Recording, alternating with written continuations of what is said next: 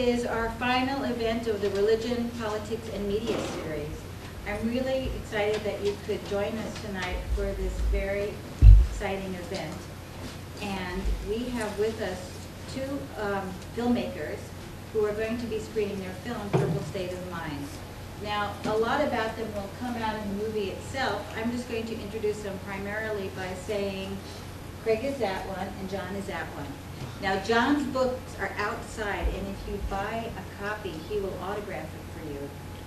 I'll say a few more things. Craig is a filmmaker. He works at Fuller Theological Seminary, where he directs the Real Spirituality Institute. He's the author of Matrix of Meaning, and he's also a journalist. John is a former journalist, a novelist. His new book, as I said, Reasons to Believe, is outside. He worked on 60 Minutes. The two of them were roommates at Davidson, and they came together about 25 years later to talk about how their lives had changed and what they had in common and what they no longer shared. So I will turn it over to you. Thank you. Okay, thanks. Could you give us a suggestion as to how many hours the film is? That's 80 minutes. 80 scintillating minutes. That's the first episode, so we'll have a break after that in the next two episodes, each 80 minutes. How's this? Is that more like it? All right. Well, we're thrilled to be here. I'm a USC Film School grad, so I do feel like I'm coming back in some ways. I'm honored to be here. I love what Diane does and what she brings to USC in the night chair for media and religion. I've been to several of the events this year, including David Simon's appearance, and a big fan of, what else did you have? You had E.J. Dion, and just had just this amazing series. So for us to be part of this conversation is a real honor. And thanks to Lisa Baker for coordinating all this and ordering such fabulous pizza. We don't know, usually we're just stuck with popcorn. So this is a high honor. Johnny, what do you want to say? Not much, just to say thanks again to y'all for coming. And this movie is really a collaboration in almost every way. We come at it from two different perspectives. We worked with two different editors for most of the time. And so you're really seeing a kind of meeting of the minds and collision of the minds at times. But it's also a comedy, so feel free to laugh if you're moved to do so. Laughter would be good. I like laughter. That's it. It's 80 minutes. It's 4 conversations that took place over 1 year. And we look forward to the post-screening conversation. That's our favorite part of the event. So enjoy. What a great crowd. Thank you for the laughter. Maybe even a tear or two. It means a lot. It means a lot. Can you sleep right there? Okay. So Diane, what do you want to do? You want to ask us some questions, or should we just take questions from the crowd? Okay.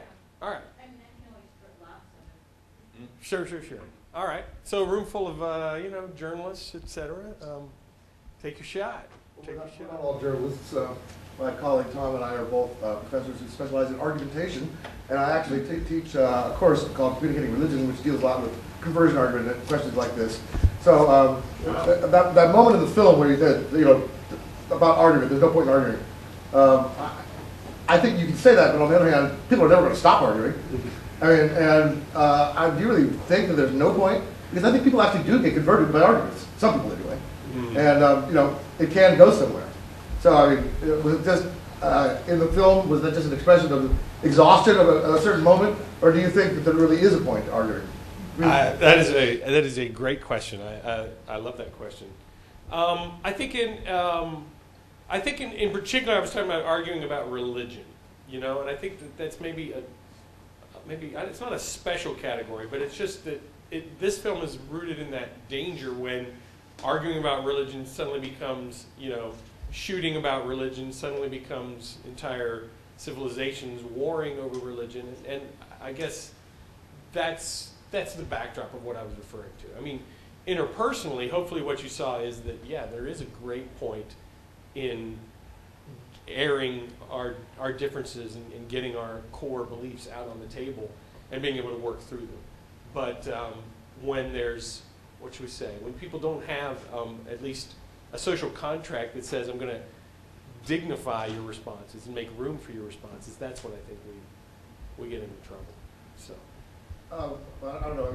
Can I just say, though, I agree with you. I think there is a great point to arguing. I don't agree with Craig's statement at all. I actually think that arguing is good. There has to be room for vehement disagreement. To me, that's part of the key to me in this movie is it has to be said. People have to sit down and take the time to make their arguments, and they can't be expected to make arguments about their deepest convictions without some passion. So the key to me is that has to be there. It's a question of maybe not having the argument, to me, is actually the greater danger. The key, I think, is keeping the passion while putting down the gun or the sword. And but I'm just in the spirit of sharing. There's one last thought I'll take. A lot of other people want to ask as well. In my course on rhetoric, I teach one bit of philosophy from the ancient sophist Gorgias, who said, "There is no truth, and if the word you couldn't know it, and even if the word truth and you could know it, you still couldn't communicate it." And the way I teach that to my students, he was famous as a skeptic, of course. And when I teach that to my students, I say, well, personally, because everybody always asks me when I teach a course of religion, well, what do you believe? And I let them guess for a long time, but I find when I do talk about it, I say, I believe in God, and I believe that we can know God, but we can't communicate. We can't persuade with any definitive proof to anybody else. So propositions 1 and 2, I don't accept, but the third one I do. So I mean, you know, there is no proof that maybe you can have a vision, and somebody can say, well, you have a history of schizophrenia in your family, you know, whatever. I mean, there's all kinds of. But I mean, there may be no point in arguing. Only if there, you can say that only if there's a definitive proof that's lacking. But I mean, I don't think we need that. I think what we need is the dialogue itself. That's enough. Thank you. Great. Thank you, sir. Yes. Two-part question, but the first part I want to answer first, and then I'll answer the second one. Am I right that you went into the filming of this with a roadmap of the subjects you were to cover, but you did not script it, so that it seemed to be free-floating and fresh and vital and inspired? Thank you for that. You are right that we didn't script it, but I would say we had even less of a roadmap than you would assume. I think that we had a roadmap for the first 3 hours, which is the conversation you see at the beginning of the movie, in the sense that we knew we had certain ground to cover. We knew we needed to talk about our mutual past.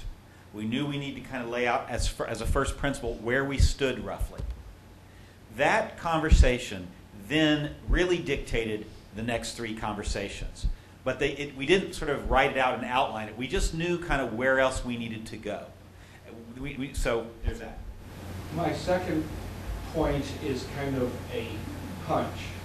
And the punch is, if I'm right that this film is to project the strength of the Christian conviction, why is it that John was given all the strong, believable, intellectually solid arguments, and that Craig was this wishy-washy person who couldn't even answer correctly, are you a Christian?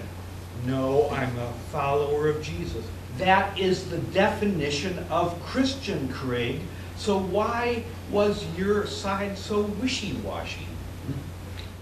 I'll take that question.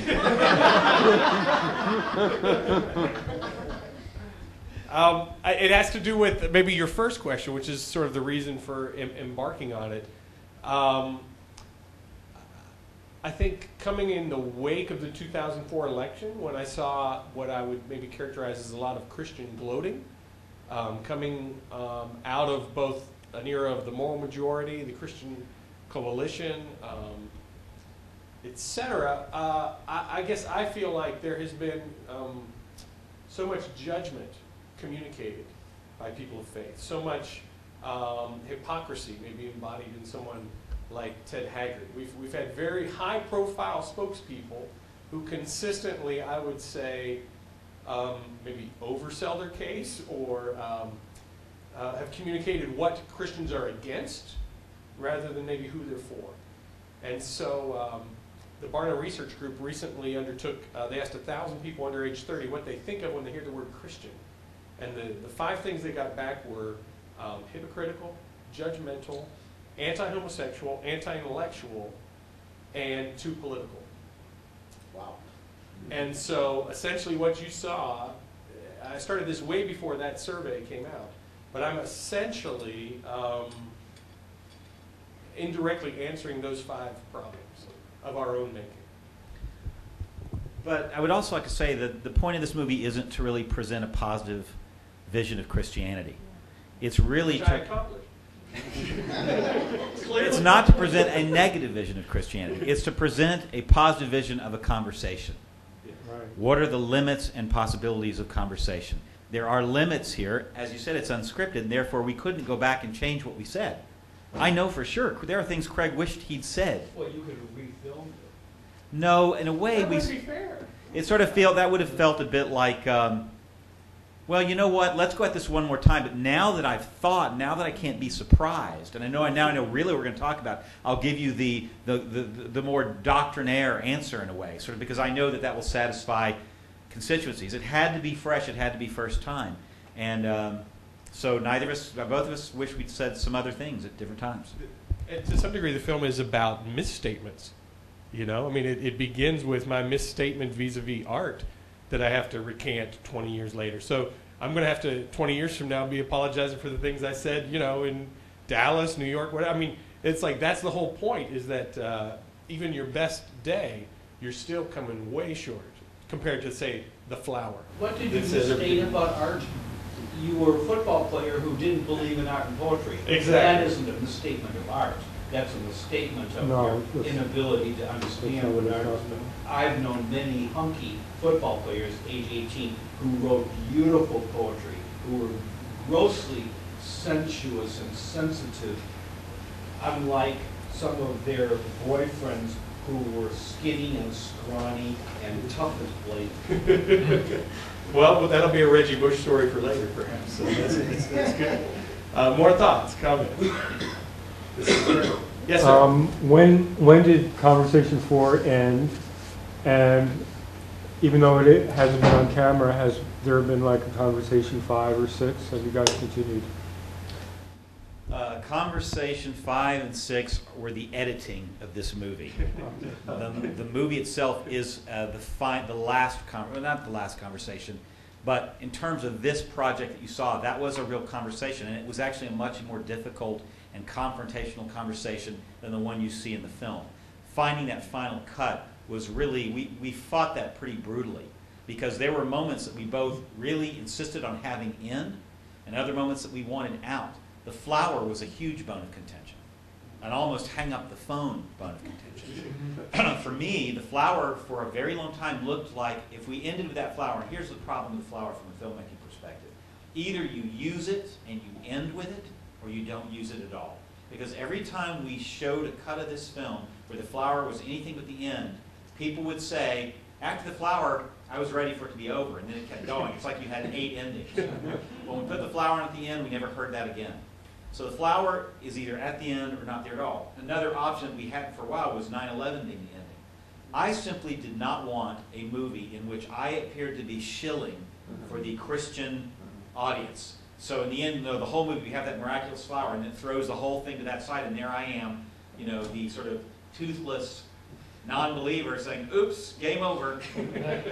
But we really went round and round, and finally we came up with a version of it, a cut, that I could live with, that also felt good to Craig and to the backers who were part of this conversation, and the editor. But that was a conversation. It was a conversation about what ultimately how we wanted ourselves to be represented. How long did the editing take? The editing took really a couple of years. We were never in the same room for the editing. John would take footage that was shot in Los Angeles, and he would carry it back to, he would bring it to New York. Footage shot in New York, I brought back into L.A. He worked with his 60 Minutes editor. I worked with my student editors. And it took a person who didn't know either one of us to actually broker the piece and just say, this is in, this is out, this is good, this is bad. So my first question is, when was the last conversation? When did that take place? Oh, it was September 2005, maybe? 2005? No. The last conversation, might as well fess this up now. The third conversation in the movie is the last conversation we had.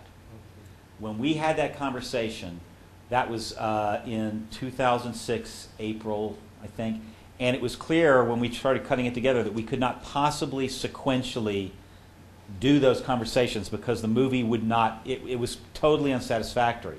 And all the New York stuff felt like a conclusion. And so when we put the New York stuff first, again, it felt like the movie was over, and then oh, here we are, and we're arguing again. So in terms of just making this thing work as a movie, we had to reorder those. Yes, Diane. I'm wondering what you take from it now, because, for example, John, did Craig ever, I mean, having seen this authentic witness, what was the message to you about that? I mean, did he convince you of anything? And Craig, when he calls you Jello and basically questioned the very fiber of your being, I mean, did anything resonate, or did it hit, or did you go on and think about it? He convinced me of the integrity of his belief. And he challenged me to, I think, a serious extent on the question of the ethical core. As far as convincing me of the reality of the God that he professes to know, no, he didn't. But this was all about, to me, the key thing is that I knew the important thing here. I mean, I always felt that it was key that we not end up on the same page. Because that's the point, is that there are huge populations in this country that are not on the same page and are never going to be on the same page. There has to be space for those two sides to duke it out. So, but he did the ethical question. That's the one where he kind of shook me, and I've been thinking more and more about that. Before you go on, having then been with this film all around the country, Right. do you see an ability for people to talk to each other in ways that we in the media don't pick up on? I've kind of been astonished at the response to this movie. I think there is a huge hunger that actually is not being met by the media at all. I think there's a fraudulent conversation that takes place in the media about these issues. I think it happens at the political level and at the religious level. I mean, just take for one example, all of those positions like opposition to gay marriage, opposition to abortion, etc., those all have bases in Scripture that are fairly well worked out. There are theological justifications for all those. We never hear those. We also never hear personally why individuals actually hold the convictions they hold. What happened to you? Why do you think that? Tell me more about you. And all those form the subsoil of arguments that we make. So what I find is that people both want to stand up and give testimonials about their own belief or non-belief. We had a very nervous atheist in Austin stand up and say, you know, it's really hard to be an atheist, which is just lovely. And then the other thing we have is people stand up and say, I'm an atheist, my brother's a fundamentalist Christian. We used to be so close, we're no longer close. How do we, help me understand how I can open up a conversation with him? So there is a great hunger, and that's the reason why a little no-count movie like this, I think, can get people feeling that they want to talk about it, because there's so little. I've also been attacked, by rabid Buddhists on occasion at some of the screenings. And what's great is that every night it's sort of like, if I'm the home team one night, maybe we'll show it at Fuller Seminary, where maybe that's my crowd.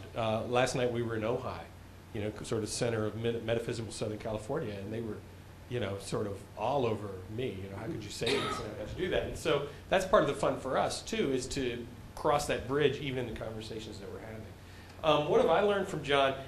Actually, in retrospect, what I've realized is I've always had a person like John in my life. It was John, it provided this kind of foil. And when I was here at USC as a film student, my creative partner at USC is actually here in the back, and that's Robert right there. And Robert is on the skeptical, agnostic side of life, just slightly. And I think it made us both better people. And even now in Hollywood, I'm a screenwriter, and my screenwriting partner, was one of the writers on The Simpsons, and went to Harvard, very skeptical person. So I guess I need someone to push back against my surety. And I think that even Jürgen Moltmann, who's a great German theologian, he talks about the theology of atheists, which we don't think about. We think of that, but he says, no, they have great thoughts about God. And I find that John has very deep thoughts, passionate thoughts, and very insightful notions about the world and how it works. Yes?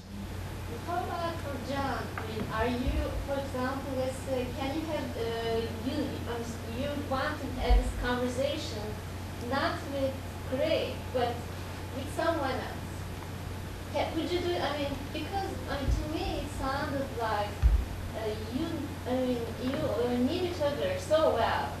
You were so bonded 20 years or whatever long ago. You liked each other, you trusted each other, you had a task together. So that's what I got from this movie. I mean, that made it easy to talk because you weren't judging each other. So that's the main problem: people talking, judging, and in fear of being judged.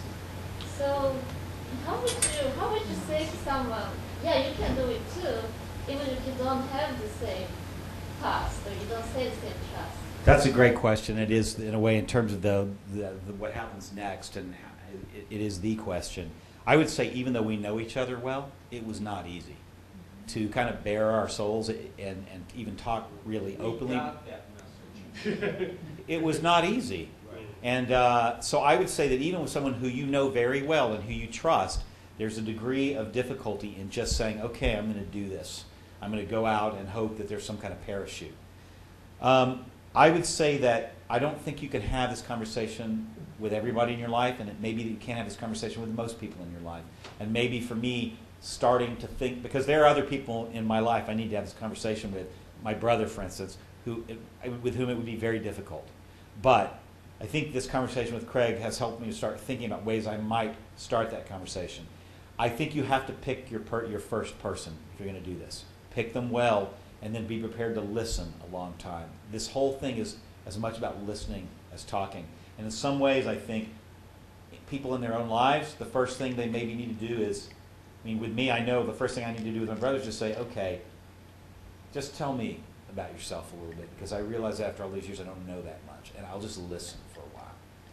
That's, I think, where I'd say start. You got the point of listening very well, because we watched you on a screen, John, and you were not preparing an answer to the question that Craig was formulating. So it was very worthwhile to have you screen each other's faces in quiet.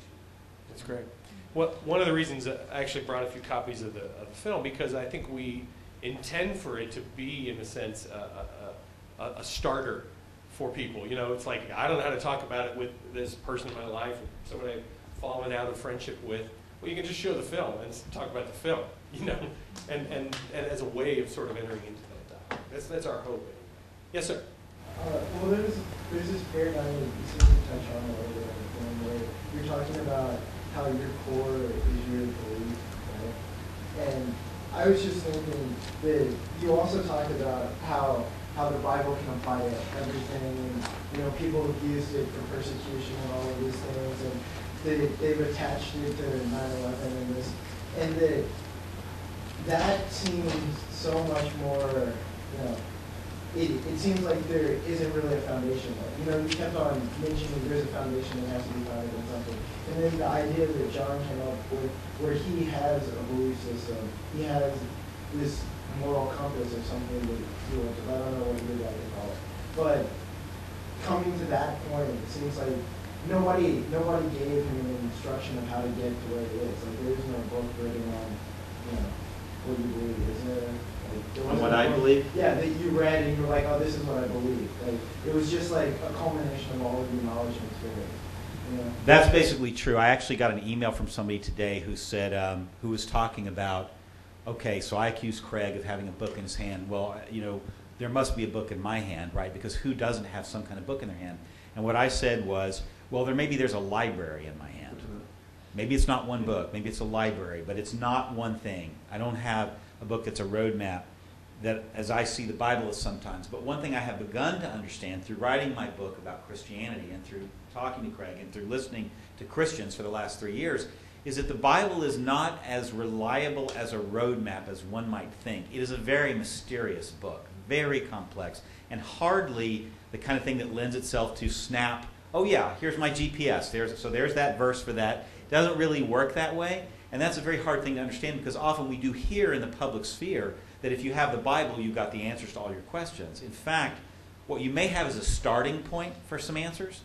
It's just that I sort of feel like on my side, maybe all those books that I cherish and all the experiences I cherish, they also contain the beginnings to answers.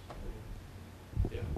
Yeah, I mean, for me, I hope you didn't it didn't feel like I was kind of drifting about aimlessly. I have very strong beliefs, but I think the film was about, in a sense, setting them aside long enough to actually hear another person and really That's not what embrace I was it. getting at, but like, it seems like everybody, well, not everybody, but a lot of Christians talk about this foundation, but it Right. seems like they're all working with a different foundation, right? I got So you. I got there's, you. there's a Yeah. kind of, there's no Yeah. consistency to this foundation. Yeah. But, and there wouldn't be a consistency to the foundation of somebody who wouldn't believe, right? So Yeah. it's like people are arguing two sides of the same battle and just talking about it in different ways. Absolutely. Yeah, as a professor of theology at Fuller, we talk a lot about hermeneutics, the art of interpretation.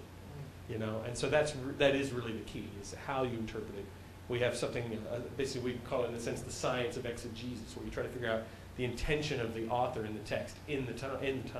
What was the Sitz im Leben? What was it intended to mean? Let's start and figure that out, and then figure out what it means, for us today. So I appreciate absolutely what you're saying. Yes, sir. Yeah, question for Craig. I was intrigued by the content that you had in this, but even more intrigued by the process that you both committed to. And Sam Harris, in The End of Faith, book you wrote, says that religions are a zero-sum game. And I think he would make the argument that your ability to have this process take place, this conversation take place, is the result of secularization and the ability of religious groups and faiths to suppress their texts and commit to secular processes of norms of communication. Do you think that's the case, or would you agree or disagree with that? Well, certainly the challenge of pluralism, it's sort of maybe it's not necessarily a postmodern idea, but it sort of arises out of the Enlightenment of sort of putting everything on the table and weighing them all equally and giving things equal hearing. So I get that. But I think my ability to, what should we say, take a hit and get back up isn't rooted in some kind of social contract. To me, that's rooted in an abiding faith that says, even when I mess up, I'm going to get back up and go at it again. The possibility of forgiveness, the possibility of restarting happens every single day.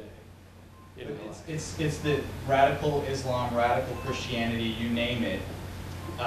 In order for us to advance with pluralization, we have to take on more secular processes than religious. So doesn't that undermine the religious arguments for, being in this kind of process to begin with? Doesn't it put Marx's position up against the religious position significantly? Well, I mean, the core of the film is, can we manage to get along despite core beliefs? So it is maybe a question of the pre-modern world, the postmodern world, trying to figure out, how they might live together. But it's not. I don't think it's about setting things aside. I think it's about the fullness of the table. It's not about people being polite necessarily, but absolutely the collective wisdom at the table that is going to be negotiated in very, very real ways. I mean, that's why we take it on the road. That's why we have a website, purplestateofmind.com, where people can continue the conversation. Because I made this film for my kids, to try to make space for my kids so they have room at that table no matter where they may be sitting.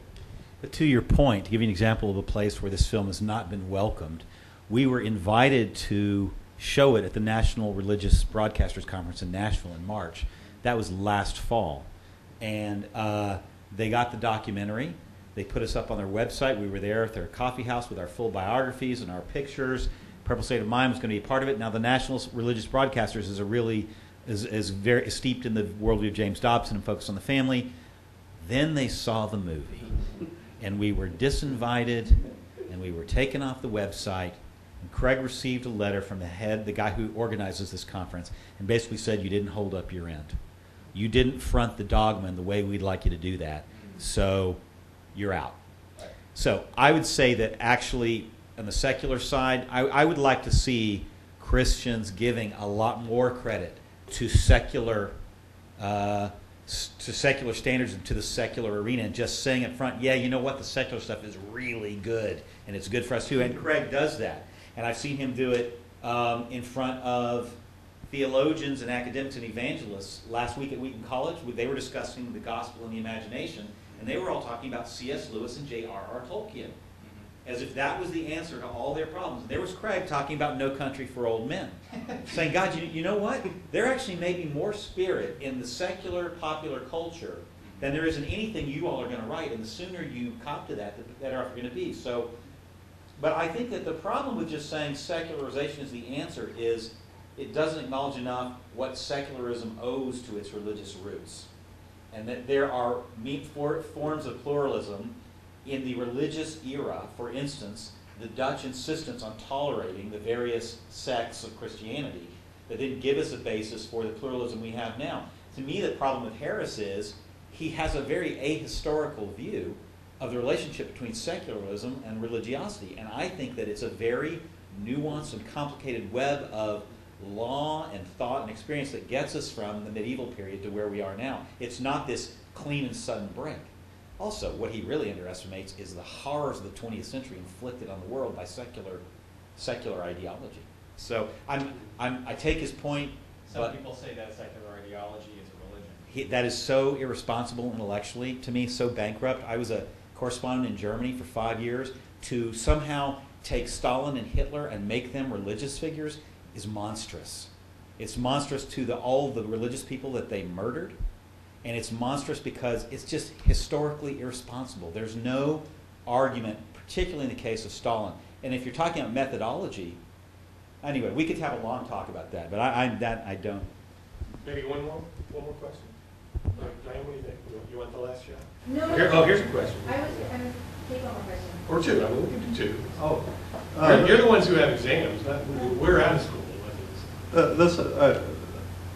I was wondering if part of the success and receptiveness to the film at all could be explained about being in a wartime culture that's very peculiar, because it may be my own reading, but most of what I read doesn't encourage or invite reflection, and it reduces rather than expands, and it labels losses by numbers, 13 here, 60 in a bus crash in China.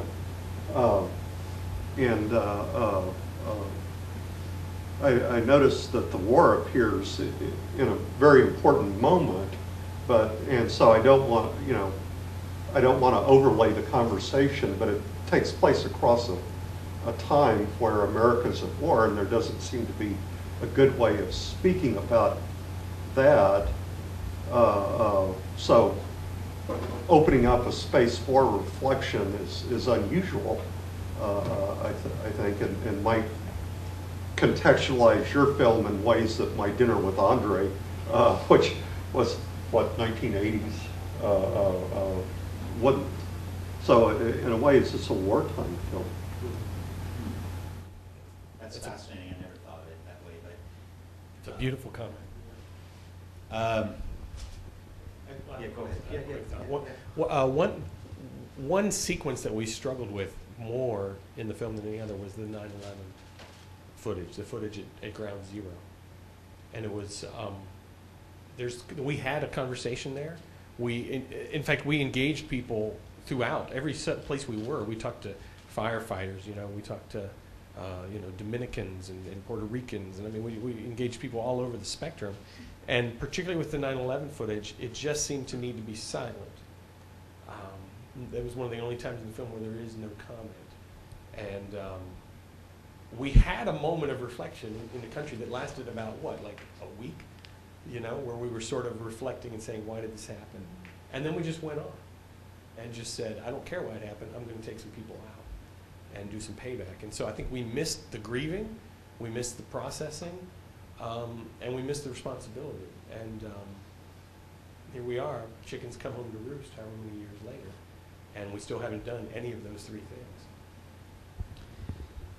One backdrop to my book that I had never really sort of focused on until you said that is that in 2002, in the fall, before the invasion, right when the argument was being made by the administration, I went home to Texas and I had dinner with my family. My brother was there. And I think the CIA had just released a report predicting the fallout of the war if we invaded, and it was a pretty negative report, actually, given everything the CIA did later. And I basically said at that dinner, I don't agree with this, and I think it's going to be disastrous, and I don't understand why you all are supporting it. And my brother and I got into a fight that was so ugly that we almost came to blows. It was very loud, and it was a Mexican food restaurant in Dallas. And the tension of this era came home to me then, and it never left me. And so when I did my piece for 60 Minutes on the Left Behind books, I knew that back home, my family objected to it. And I knew that when The Passion of the Christ came out, we had phone conversations about it. They all saw it and were tremendously moved by it. My Jewish wife refused to see it, and when I saw it, I saw things that gave me pause, and it disturbed me. Every place I turned, I found myself divided, and that war, that conversation about the coming of the war was really where it started for me. So my book is written very much. My book is there in that same spirit of a book written in wartime to try to find some space for reflection. And then when Craig, what I think I didn't know is when I called Craig that he would have a hunger that was equal to my own to try to grapple with this stuff away from this other atmosphere. So if you recognize that, wonderful. Yeah, I mean, the film is predicated on a gamble or a hope that we think that more people are ready for a different kind of conversation. And so even though we don't have a major media conglomerate behind us, it's like two guys and a camera, and maybe we're not the right guys, and it could have been cast a lot better. It at least reflects maybe something that you have going on in your own life that you don't see anywhere around you, and maybe encourages that. Dan, thoughts or another question? Well, I was going to say this has been a wonderful way to end the series because we kind of brought it back to a very personal level where we just can, see some of our own contents played out and our own questions. And I can't believe that you did that scripted. It's just tremendous. So I'm very grateful to you both for coming, and I hope everyone goes out and buys John's book, and I'm sure that they may stay a little longer if you want to engage them one-on-one. Thank you so much for taking the time. Thank you. Thank you. Thank you. Yeah, I got a few DVDs, $20. Happy to chat for as long as you want. And thanks for being here.